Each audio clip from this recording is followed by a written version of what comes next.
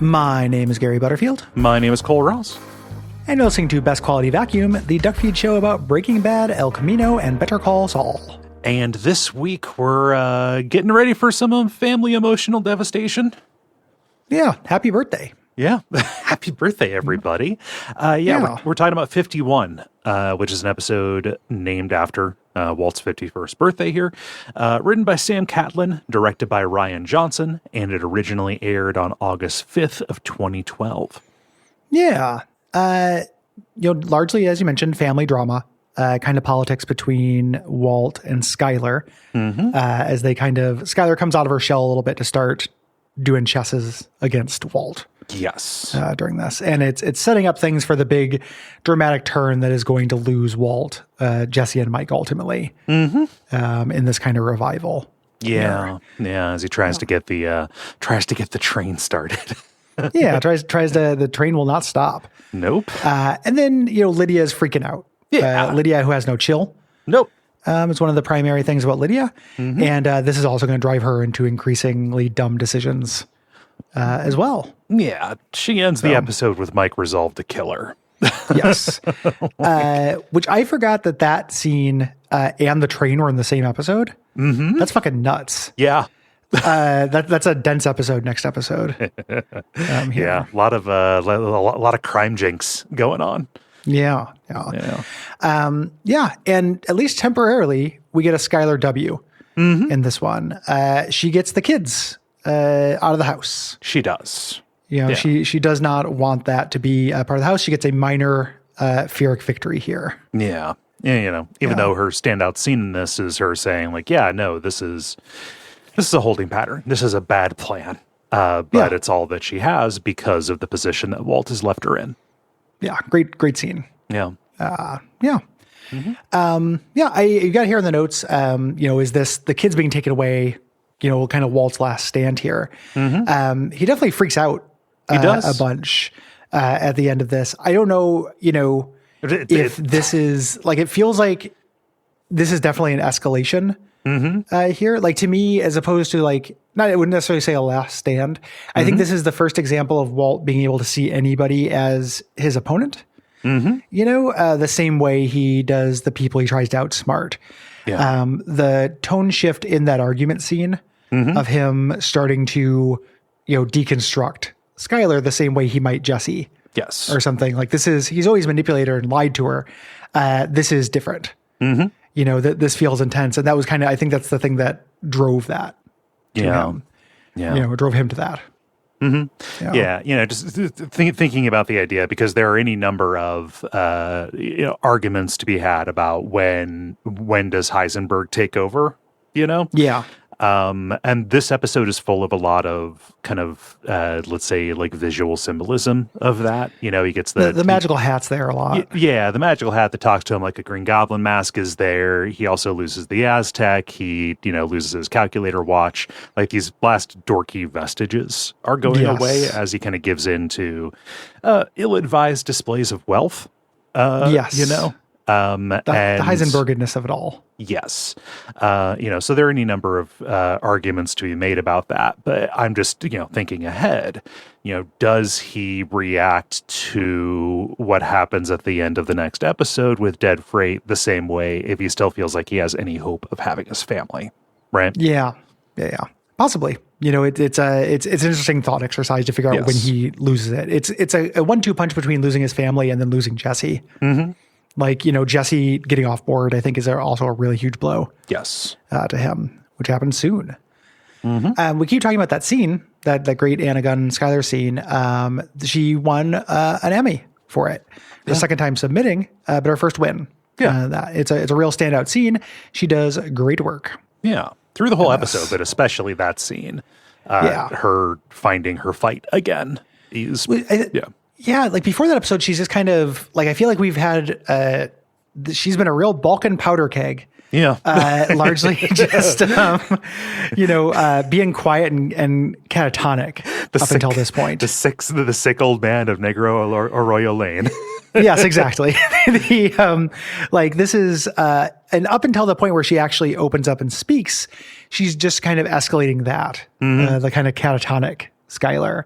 I'm not too impressed by that. Like, it's fine, but it's just her being quiet, and having that blow up and having her like get her voice is huge. Like, the contrast is huge. Yes. And then having this thing that is kind of the climax of her catatonia state actually being a move, actually being a chess move. Like, she decided to start pushing back before she speaks about it. Yeah. Again, being kind of in the game, but in like and she mentioned not as good at the horrible game, which is a good thing not to be good at. Yeah. So we do have to tank the cringiest scene in the history of the show. Yeah, in the cold open, you mean the great commercial for the Stellantis line of products? Yeah, it's grotesque. It's we got to build up to it. But I'm just saying, if you were watching the show and you're like, this is an excellent show, it's one of the best TV shows of all time, and somebody walks in and they only see you watching this scene, they will not believe you. Nope. And they'd be right not to believe you. I don't know how this happened. It fucking sucks. We had to get there, though. We do. Because Walt and Jr. are at the car dealership with the mechanic. They're here to pick up the Aztec after its most recent crash, when Walt intentionally turned into traffic when Hank wanted to investigate the laundry.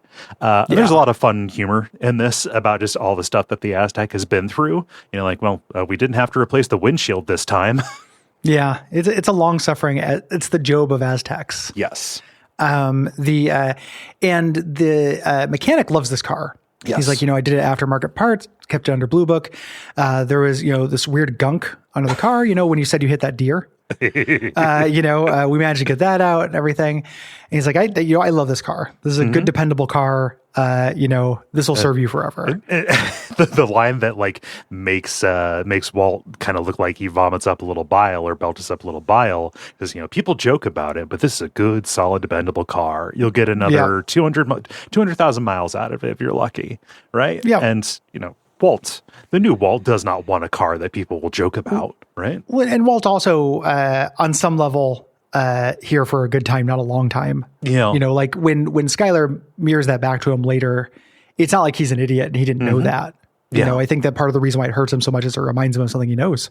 But mostly it's the hat. He looks in the car, he sees the Green Goblin hat. He left in the car for some reason. The Green Goblin hat, he says, "Hey, put me on. Yeah. Be a weirdo." And he puts on the hat and he sells the car to the mechanic. Yeah.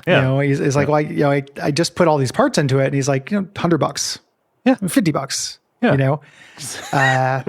He's like, oh, let me go check the register for a car purchase. Yeah. To go buy this car. Junior is like, oh, that's, are you crazy? But then they go buy fancy cars. Yes. And then we get to the editing that drives me nuts in this. It's kind of funny. I can understand people going to bat for this.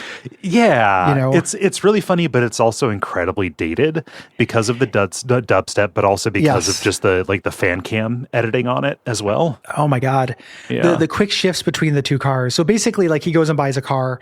Junior's like, that car's meh. And they come back with a Dodge Challenger and do a little rev off to dubstep in the driveway. I hate it. I know people might get frustrated and think that, joyless Gary, but I fucking hate it. Yeah. It's like, this is such a serious episode and so many cool dramatic things happen in this episode. And we have this dorky little fucking video commercial in the middle of it. I hate it. Again, the show's sense for cars is very good. Not only do we get Junior getting the Dodge Challenger again, so it's I think the second one that he's had, unless that was a Charger and I forgot. But Walt getting a Chrysler 300 here is very on point. Yeah. Like a luxury cruising car, kind of thing, kind of associated with rich old men, right? Yes. Yeah. Grotesque. Yes. We get our opening thing here, and we have Lydia on a conference call with Germans, and she hates it. She's barely hanging in there. She looks down, and she notices she put on two different kinds of shoes. Her shoes are mismatched. Mike calls her on her burner and says, you have visitors, and she goes, "Oh, what today?" And he goes, "In 30 seconds. This is a heads up." And it's the DEA. Yeah. It's Hank, Gomi, and the rest of the DEA. Yeah. They're on the case. They're sniffing. And she has a fall guy planned. she takes him down to the warehouse and points out one of Mike's guys. Yeah. Poor Ron. Yep. Who is the guy at the medical warehouse, the methylamine guy. Yeah. And he just stares her down as she kind of hides cowardly behind some shelves. It's like, we can see you. Yeah. It's very, really great scene. She, goes back to her office. She's still on the conference call. It's still going, closes the blinds and screams into a pillow. Yeah. This is hell for Lydia. Yes. And she calls Mike again to say, hey, things are not okay. Like, you say that you're going to pay Ron and keep him from talking, but you didn't see the look that he gave me. Yeah. Right? And she's like, I can't do this myself. Ron was the guy who fixed security and the inventory, did the security cameras and stuff so they can steal the chemicals. And Mike says, I'll send a new guy, and hangs up. Yes. Mike's hatred for Lydia is great. Mike is like, how in a horror movie, like a dog knows somebody's possessed? If Mike hates somebody, they're fucking awful. Yes. Like if he just has a bad feeling about somebody from the start, like, yeah, that guy fucking sucks. Yeah. Mike's utter contempt for her is very on point. Yes. Yeah. Skyler gets home. She can't park in her driveway because there are two luxury cars in it. And we cut to dinner where Walt and Junior are arguing about which of their cars is better. It's not just about horsepower. You have to factor in drag. The experience of the driver. Yeah. I can do donuts. No, you can't. Yes, I can. Maybe I'll teach you. I blew up that car and nothing happened. No consequences. The Saul took care of it. He's just having fun. There's a moment here where he, again, is desperately trying to enact normalcy to bring back to normalcy. Where he's like, I'll teach you to do donuts. And then looks at Skyler and goes, I'm kidding, of course. Like she's going to joke and laugh like season 1 with us. Yeah. It's not going to happen. So Walt and Skyler are getting ready for bed, and she's been no-selling him the entire time. And Walt is, talking to fill the air, right? Trying to justify the cars, saying, oh, we'll say mine is a birthday present to myself. And with Junior, we'll just say, oh, that's me being a big old softy, which has got to sting, given, Skyler had to be the one to make him get rid of the Charger for the PT Cruiser. And he also says, and besides, we didn't buy them. They're both leases. Yeah, they fit your story, and she doesn't respond to this. And so then he goes and takes $20,000 in cash and puts it in front of her and is like, we can afford it now. Skyler did not realize he was back in it. Right. She's like, oh, you're back at it. He's like, yeah, of course we had to make up for that $600,000 we lost. Again, the Beneke money. There. Yeah. And this is what kind of begins bringing her out of her shell a little bit. Skyler says, hey, what do you think about boarding school? And I love the performance. She's trying to make it sound casual during this. Like, hey, well, I just had a crazy thought. Yeah. We send our kids away. Yeah. I don't know. What if we went and got our blood tested? Wouldn't that be crazy? Yeah. And Walt at first reacts, isn't realize what she's up to at first. Yeah, he's thinking about it practically, right? Like, he's only a year away from college. We're gonna uproot him from his friends, from Lewis, Skyler. Yeah, we haven't seen Lewis in a long time. Yeah, what happened to Lewis, Skyler? What'd you do to Lewis? He's been sent to Belize, but that's in a webisode where Walt kills Lewis for getting too close to his son. But where are we going to send our 8-month-old? The Peace Corps? And Skyler keeps trying to push, but as she doesn't have a backup for this. It doesn't make any sense. Skyler says like a new environment might be good for them. And Walt says, what's wrong with this environment? She says nothing. And Walt at this point still thinks she's just upset over Ted and stuff. And tries to comfort her. This is, again, it's Walt pretending things are normal to try to make things normal, I think. Yeah. I don't think this is manipulative lizard behavior, him saying this stuff. It's weirdly kind of sweet. Like I want us to look forward to things, which is a really relatable sentiment when you are in constant crisis for a long time. Yes. You can't, you start living 100% in the now derogatorily. And that being a thing that Walt desperately wants to be Gus Fring. He wants to not have that. Yes. Things have been rough and everything, but I promise we have clear roads ahead. Yeah. And speaking of looking forward to things, my birthday's coming soon. I feel like a celebration would be good for everybody. My birthday party, my birthday, with my chocolate cake, please. Yeah. I think I'd like chocolate cake. Like I would like to celebrate because I had this victory. Yeah. And life is good, Skyler, and pointed close up on his left hand, showing that he's wearing his wedding ring again. Yeah. Just kind of fake it till you bake it. Yeah. Here. It's breakfast the next day, and Skyler gives Walt his scrambled eggs and bacon, but Junior points out that she didn't put his age, write out the number of his age in the bacon. Yes. Here. So she walks over and does it. This is a big, I feel like, intuition fail on Junior. Yeah. Not understanding something's wrong given that his mom doesn't talk anymore. It has been a few weeks since she said a word. Yeah, it's been a few weeks since she's talked to me or anything. It's, I don't know. He's young, but he's not that young. Little kids are self-involved, That is true. Yeah. But she goes over and does it kind of half-heartedly. There's not enough bacon to make a full-size one. Junior says, "Oh, that's a pretty small one." And Skyler does something that could plausibly be like, giving somebody shit. She gets up and takes half of one of Junior's bacon slices and finishes the one with it. She swaps the bacons. Oh, that's he gives Junior the small bacon, and Junior's like, "Hey, that's not right." And Walt's like, "No, this is good. Yeah, that's good. Sacrifices. Yeah. Yeah, this is it's my birthday. Yeah. We cut over to Hank at the office. He's looking at his investigation board. This is a fun thing to look at. Yeah, it's got a lot of faces we haven't seen for a while. Yeah, like freeze frame the connections and everything. Mm-hmm. And realizes like, listen, there's somebody between, Herr Schuler and Ron. There's somebody doing this, keeping people quiet because we just got Ron and he's not talking. Yeah. Hank suggests, there's somebody between, it's got to be Lady Banjo Eyes between Schuler and Ron. I had never heard this expression to refer to somebody. It's very funny. Just the idea, Banjo's around and her eyes are just like kind of always wide open and surprised. Yeah. Oh, you got Banjo Eyes. Okay. And Gomez says, hey, she's way too uptight. She's, put together, way too put together for this kind of life. And Hank, says, maybe she was wearing mismatched shoes. How together could she be? Which is big very funny. Sherlock Holmes stuff. It's good. Yeah. I mean, we got to call everything into question. She hanged the toilet paper in an improper overhand fashion. Exactly. Which is also how I like to hang toilet paper, by the way. I think it's aesthetically more pleasing.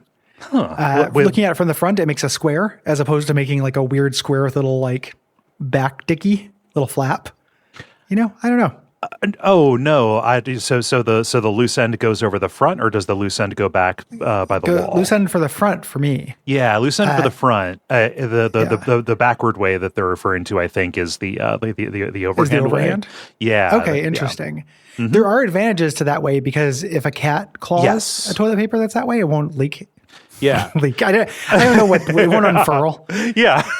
It's something I thought a lot about because of that throwaway fucking Simpsons line. Yes. Yeah. And then it became a meme. And then was it Thimbleweed Park included an option to change the graphic on the toilet paper in the gas station? Very funny. Yeah. So a guy comes in we haven't seen before. Just the temporary ASAC here, and ask how things are going. Hank answers him, we think this Mike Ehrmantraut guy is keeping all the low-level guys from talking, and we got it under surveillance, but the blue meth is also coming back. Yeah. It might be old stock, but maybe it wasn't Heisenberg we found burned up in the lab. Maybe somebody is starting anew. Mm-hmm. And the guy asks for the room, gets Gomi out, and says, listen, you've done excellent work. You'd be a great fit for the new ASAC. Mm-hmm. The issue is, though, you'd have to reassign all your day-to-day. Yeah. You couldn't spend time with this. You'd have to spread your focus, on this. And that's a hard ask for Hank. At this point, a little easier than it would have been in earlier seasons. Mm-hmm. But I mean, like it's only been like a month, maybe two since he got his groove back. Like it was the Heisenberg case that got him to walk again, right? Yes. This is a big purpose to live for him. Yes. But he says yes. Considering my wife would murder me if I said no, I'll take it. Yeah. We cut over to Walt asking Jesse if he can finish up for him from a cook. It's his birthday. He might have a party waiting for him. Yeah. And Jesse does it. Jesse, they're solid bros at this point. Mm-hmm. Yeah, man. Happy birthday. Of course I got it. Yeah. So Walt drives home and checks his appearance in the car window. He wants to make sure he's not out of sorts, right? Expecting to walk in and find what he found on the pilot, 1 year ago. Yeah, the guy was one of Clapton's. Or that was at Walt was or Gretchen's. Yeah. Elliot's party. But yeah, those weird guys who were in that first episode. Yeah, all those people who just evaporated. Yeah. Well, there's episodes. Well, yeah. They all got killed in prison. But there's no party waiting for him. The house is empty. The junior's just sitting on the couch, and he asks, so what's the plan? Hank and Marie are coming over. We're having baked chicken and potatoes. Yep. I got your chocolate cake. Yeah. He's obviously big baby disappointed in this. Yes. Yeah. We cut over to Marie driving Hank to Walt's place. And this is a funny scene. She's really weirded out because of what she found out about the affair. And Hank goes, okay, what's going on? Like he's been through this a bunch. Yeah. And she is like, I made a promise not to tell. And Hank just waits. And then she says, involves infidelity. That's all I'm going to say. It's very funny because it's like, conservation of detail. Yeah. On this. Let's just say Lisa S. No, wait, that's too specific. Exactly L. Simpson. Yeah. And Hank's like, oh, I knew it. Second cell phone, fugue state, and everything. Sorry, babe, I'm way ahead of you on this one. Walt had an affair probably with his principal who died in the webisode. And Marie says, oh, you're way ahead of me. Well, it wasn't Walt. Yeah. Exceedingly Lisa S. L. Simpson. The look on Hank's face, like the grimace that he has is so funny. And like amazing. This is kind of played like, oh yeah, Marie gonna be talking, but also like Walt had to know. Like Walt definitely knew, but also like even if he didn't expect that this was going to happen, expecting somebody to keep a secret in a marriage is not a good play. No, you get to tell your spouse stuff. It's a law. We cut to the kind of end of the party. The family's out back, sitting back after dinner. Junior and Hank are bonding over the car, and eventually Junior goes off to go drive. Yeah, he's going to go for some drive. He's going to go look for Lewis. He's going to go on the Lewis hunt. Go find him cold in a ditch. Yeah. He's going to start digging in random spots in the desert, like a Legend of Zelda mini game to get a heart piece. And Walt justifies it. These new lease rates are mighty attractive. And without Junior there to cut the awkwardness, then things just kind of grind to a halt. Marie asks about the potatoes. How'd you get the lumps out? Oh, potato ricer? Potato ricer. And Walt starts getting philosophical. Like he still wants to have this kind of reflective, normal moment. Yes. It was almost a year ago today that I got my diagnosis. It has been a wild year. Do you remember this? Do you remember, the first night of chemo? Me laying on the floor because it was cooler and everything. And as this is happening, he's explaining it. Skyler gets up and starts walking towards the pool. Yeah. The camera is focused on Walt while this happens. We see her in the background. Yeah. And Walt is talking about Skyler helping him through that night, at this, when the nature was entirely different, right? Showing how far things have degraded over the course of a single year, right? Yeah. And then she starts, staring at the water. Walt was like, I was just asking her if all of this could be over. And then she starts walking into the pool fully clothed. Yes. Beautifully shot. This whole thing. Hank tries to make light of it. Hey, pool party. But she doesn't respond. Yes. They tell her to get out until she eventually goes underwater and just stays down. Walt eventually jumps in to pull her out, and it's right before the commercial cuts. Great shot. Yeah, like him just emerging into the frame like a fucking shark. Yeah. The really good stuff. Yeah. So Lydia's over at the loading dock trying to disable the security camera. Which is really funny with the circuit breaker. Yeah, her not knowing how to work a circuit breaker. Or which one it is. Yeah, I guess. Yeah. And then I also like when the security camera goes down, it like bows its head like a video game. And that's how I think of security cameras, even though I don't think that's necessarily And most of them don't move like that. No, like when you turn them off, I feel like they would just stay still. They wouldn't like go to sleep. Yeah. You know? Yeah. And most of them just have really wide lenses is the thing too. Like the moving camera is a video game thing because of, you gotta find a way to get around it. Right. Yeah.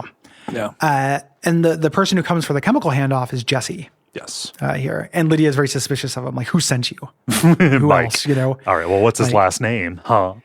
Yeah. Just being Lydia. Yeah. You know, and he's like, I just got off a flight and have a 14-hour drive home. Yeah. You know, the sooner, and that's if I don't stop. Just give me the goddamn barrel. You know? I've got 900 miles. It's a very, do you realize how big Texas is, Lydia? Yeah. Awful. Yeah. So Lydia, points out the barrel they're going to take, gets a forklift, but as it's coming down, Lydia notices there's a tracker stuck to the bottom with putty. Yeah, points it out. I love Jesse's forklift skills. Yeah, he says, give me a forklift. Yeah, just the fact that he has this like actual dependable, marketable skill. I'm imagining him cruising around Alaska on a forklift, like just in his heyday after El Camino. Like, this is my daily carry. I drive this around town. Yeah. Looking for stuff to lift. Yeah. So we get our signature scene after this. Yeah. Back at the White House, Hank asked Walt if Skyler's ever done anything like this before. He's like, no, of course not. And Hank says, yeah, listen, I know that you've been having issues. It'd be, Walt kind of chagrins this a little bit, and Hank's like, I don't know everything. It would just maybe be good to have her talk to somebody. Marie's got a guy who she seems to like. Yeah. And Walt goes, yeah, that would be good. I'll get right on that. It's real good for her to explain to a therapist this stuff. Well, which does underline, like, Skyler has nobody that she can talk to about this. Yeah. Right? Yeah. The isolation is part of what's getting her. Yes. Marie comes out and is like, she's going to get some rest. What was all this about? And she says, listen, what if you had some space and some time to work through this stuff? What if we take the kids for a little bit, as long as you need? And I love this scene as well, where Walt at first is like, well, yeah, okay. Like, again, not kind of in shock about this. And then realize, you see the gears turning. He kind of figures it out partway through. Yeah. His face kind of hardens there. And Hank and Marie are gone, and he walks into the bedroom, and Skyler's lying in her spot. Voila. The kids are... Yeah, he figured out... we didn't draw the... For anyone who's doing this as a service, you've all watched the show. Yeah. He figures out that was Skyler's idea. Yeah. He figures it out, and, Marie says, like, yeah, actually, this was her idea. He asked Marie whose idea was this, and it was Skyler's. Yeah. And he goes back, voila, the kids are out of this environment. And I know that you're awake. He is here for this confrontation, right? Like, she got a W, but he's not going to let her have that without paying for it, right? Yeah. And Walt says, listen, I understand you're upset, but the kids have never been safer than this. Like, I'm running things. I'm going to keep these things separate. I promise you Gus Fring is dead. He was the danger. It's all over now. And she throws it back in his face. I thought you were the danger. This is dangerous for both of us, for us and the children. And it's not just you, like the children have to be kept away from me as well. Yes. Like I have blood on my hands with this. I'm involved. Yeah. He goes to touch her and she pulls away. Yeah. Instead of, all of those episodes where it ended with him making an advance and her just being catatonic about this, she pulls away and stands up.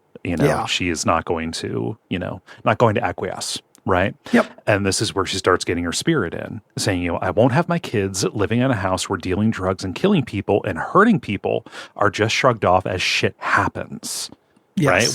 Which is what Walt is trying to get her to accept. Yeah. You did it for your family. It's okay. And she says, I swear to God, I won't have the kids back here. And this is where Walt Heisenberg's up.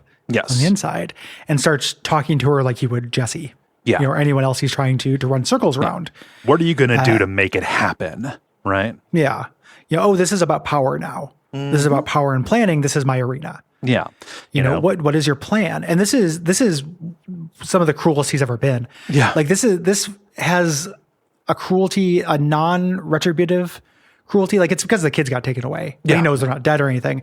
Comparing this to, I watched Jane die. and how kind of broken he is when he does that bit of cruelty. Yeah. Like that is certainly cruel and emotionally violent, but he just lost his brother-in-law, you know, and being betrayed by his surrogate son, how he feels about it. This is really cruel. Yes. Like you try to come up with things and I'm just going to give you notes and pick them apart because I'm smarter than you and I'm better at this than you are. Yeah. I am going to show that you are encircled. Every single thing that you can think of as a next move, you know, just, okay, well, that's dumb. What do you got? You know, asking all of this other, you know, stuff and poking holes in it. And while he's doing this, like the blocking in this is really good. Like there's action in this scene because he's chasing Skyler around the room. You know, not like, you know, gonna get you kind of thing. Yeah, not like Tom and Jerry. Right. It's weird. They go in one door, go in another one. But no, he's not letting her escape eye contact. You know, face me, you know.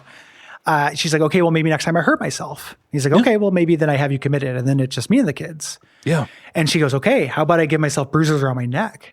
Yeah. You know, I'm going to say that you beat me when you found out about my lover. And he's like, oh, you know, it's going to be real fun to bring the police in and involve Ted, but not as fun as telling your son that his father's a wife beater. Yeah. You know, like you can't do that either. That's awful. Yeah. You know, and he just keeps bringing her down. Like, also not a good plan. What do you have? You know, she's like, oh, I'm going to send, you know, Junior to school. And Walt keeps tearing this apart. You can't do it. You know, and just throwing her words back in her face. How are you going to save our kids from this terrible environment? Yeah. You know, and, you know, she starts crying. You know, she says, you know, I don't know what the plan is.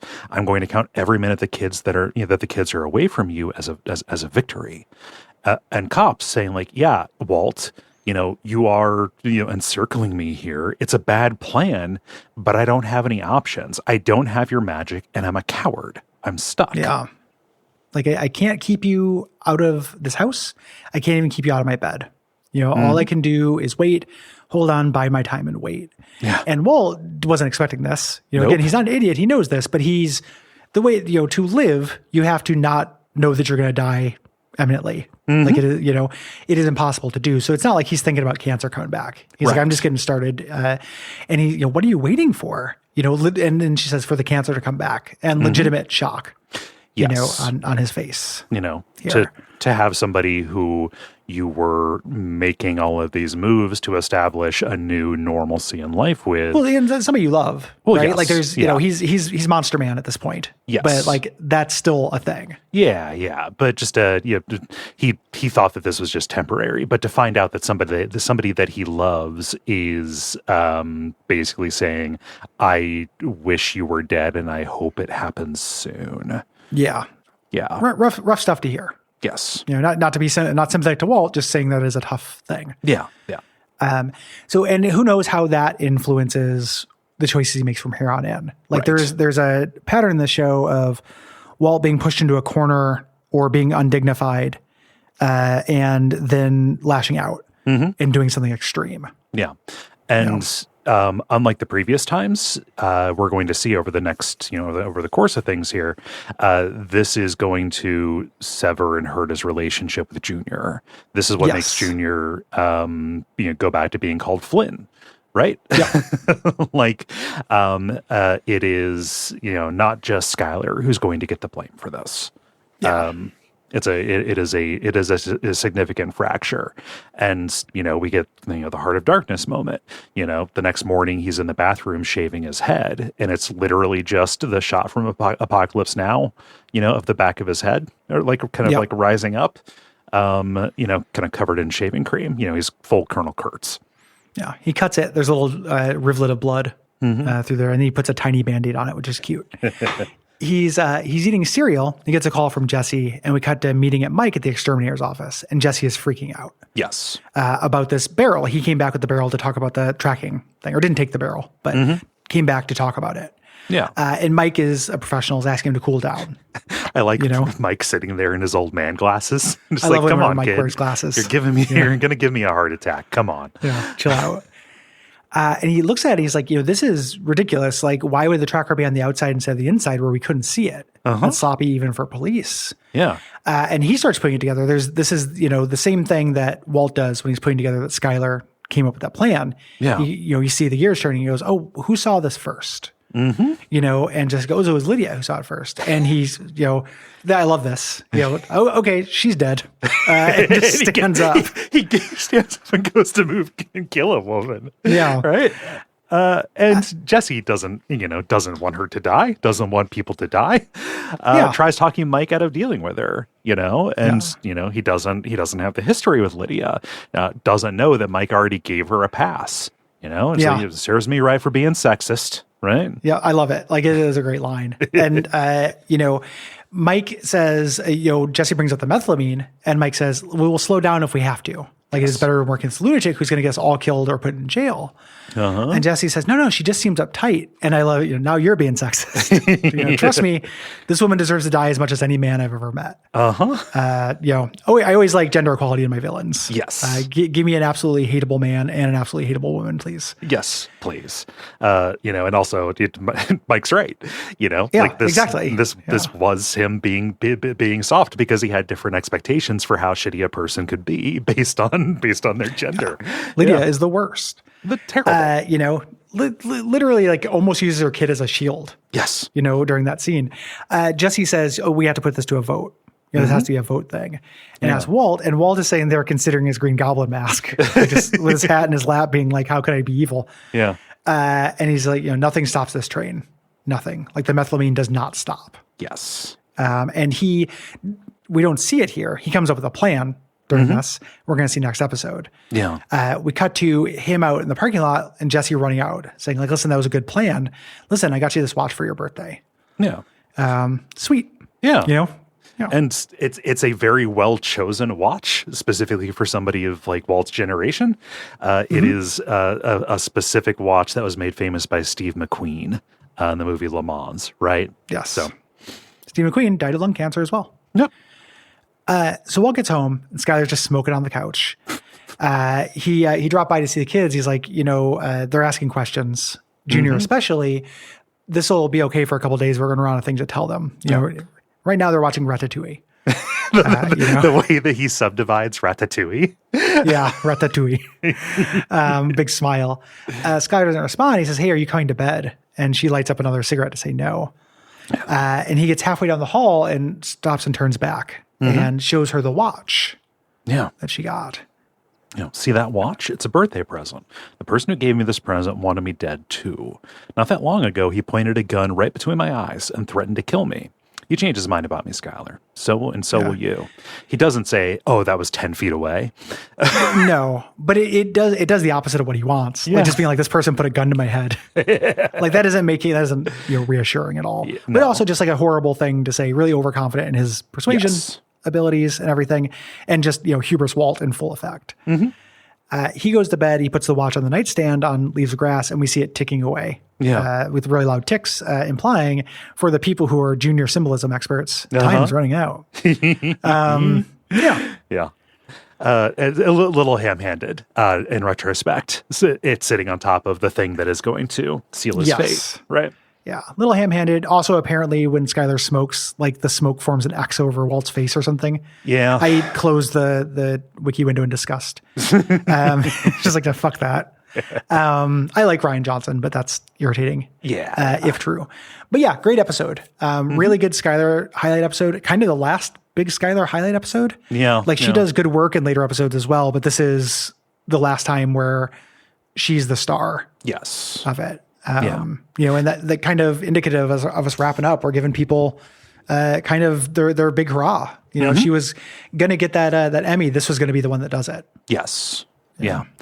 You know, it's great. I like seeing her get this. I also, you know, see this upsetting the Skyler white as a bitch family court crowd.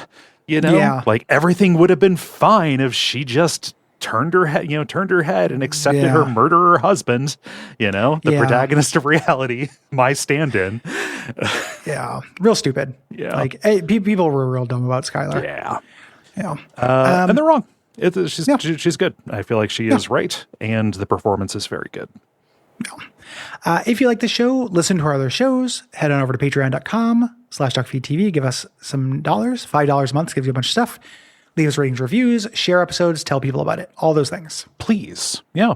And also join us in thanking our producer, Gwen, who also composed our theme music.